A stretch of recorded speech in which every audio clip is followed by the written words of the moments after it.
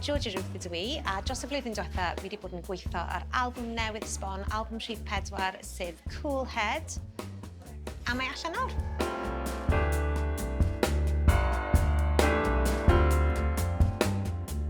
Taswn i'n gofod disgrifio Cool Head i rhywun sy'n rioed i clywed e, byddwn ni probably'n disgrifio fe fel taith mewn car sy'n dechrau yn y nos, a wedyn yn mynd trwyddo reit yr holl ffordd i'r bore.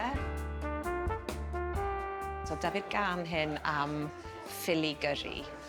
A nath hwnna kind of rhoid y syniad ma'n ymhen o fel road movies, a ti'n mo llyfrau sy'n sôn am just mynd mewn car a gyrru, a'r ffaith hyn bod fi ffili wneud hwnna.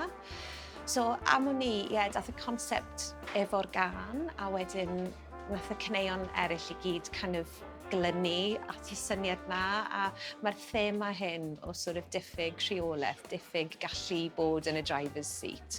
Maen nhw'n eitha cyson trwy'r holl albwm, so o'n i'n meddwl, wel, oce, fi'n mynd i wneud road album ta.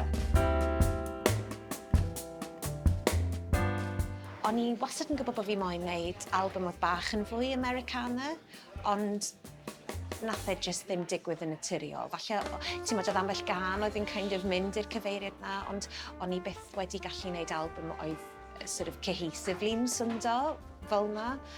A wedyn y tro hyn, falle jyst achos o'r band oedd gyda fi yn y studio, ti'n modd, oedd Danny pedal steel, oedd y ffordd oedd Gwion Llywelyn yn chwarae'r drums, nath e gyd jyst sort of dod at ei gilydd ac yn amlwg Iwan, ti'n modd, efo Cefn Derfyn, Cowboys. So, mae fe bach yn wahanol falle i'r lleill, ond fi'n meddwl bydd pethau sy'n gyfarwydd hefyd i bobl sy'n falle di dilyn miwsig fi. Mae dal llais eitha cyson fi'n meddwl. So mae hwn yn lun, neu rhan o lun gan artist o'r enw Adam Alzheimer, oedd yn peintio yn, fi'n credu, 1500s. Mae'n hen iawn, a mae hwn jyst yn rhan bach o'r llun, ond fel hyn mae'r albwm yn swndo i fi.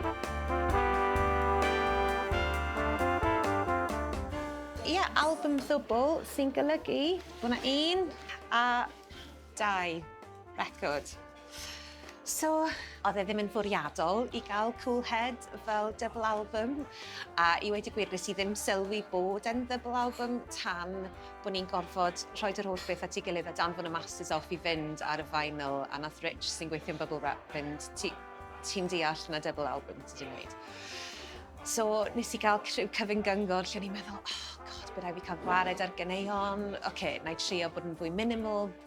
A nes I fethu, nes I cael gwared ar 1 gan, a o'n i'n ffili cael gwared ar dim un o'r lleill, so o'n i'n meddwl, ti'n mo be, fi rioed yn ei double album o blaen. Here goes. So mae 'na nofel sy'n cyd-fynd gyda'r album. Tell Me Who I Am yw'r teitl. Mae e am gerddor o'r enw Jude sy'n cael identity crisis am gerddoriaeth, a wedyn I siwrna fe nôl at greu cerddoriaeth. Ond mae yna gysylltiad hefo'r record hefyd. Mae'r prif gymeriad y nofel, Jude, fe sgwennodd un o'r caneuon ar yr album, a mae'n syndo'n bonkers I weid na fe sgwennodd e, ond bydden ni byth wedi sgwennu'r gan na hebddo fe. Oedd e mewn llais gwahanol, oedd e mewn stael gwahanol I be fydden ni fel arfer yn wneud. Fi'n really balch o hwn. Fi'n credu hwn yw'r record gorau fi wedi wneud, so fi'n nerfus ond yn gyffrous iawn I bobl clywed hi.